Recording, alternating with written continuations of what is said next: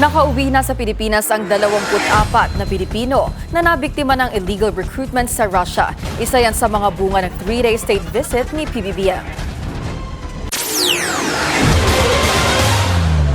Balik Pilipinas na ang 24 na mga Pinoy na siyam na buwang nadetene sa Yakutsk, Russia kaninang madaling araw. Biktima raw ng illegal recruitment ang mga ito at nasa kustudiya ng Russia ng siyam na buwan dahil sa immigration violations. Pero wala namang formal na kasong inihain ang Russian government laban sa kanila.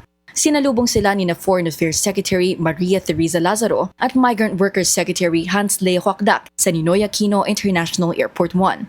Alas 12 ng gabi, dumapag ang unang batch ng 6 na Pinoy habang alas 3 naman ng umaga, nakarating ang natitirang 18 sakay ng flights mula Thailand. What happened now, yung pagpapalabas sa 24 na mga kababayan natin, this is I think the first time na the next day, nung ni-request ng Pangulo, the next day lumabas, pinalabas sila. I think this is also a testimonial of the kind of relations that we have started and probably evolving and developing.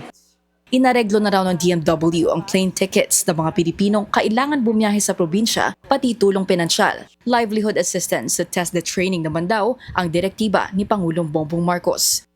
Overjoyed ang mga umuwing OFW dahil matagal daw nilang ipinagdasal ang pag-uwi sa bansa kaya nang pag-impakihin na raw sila ng security officers, lubos daw ang kanilang saya at pasasalamat sa pamahalaan.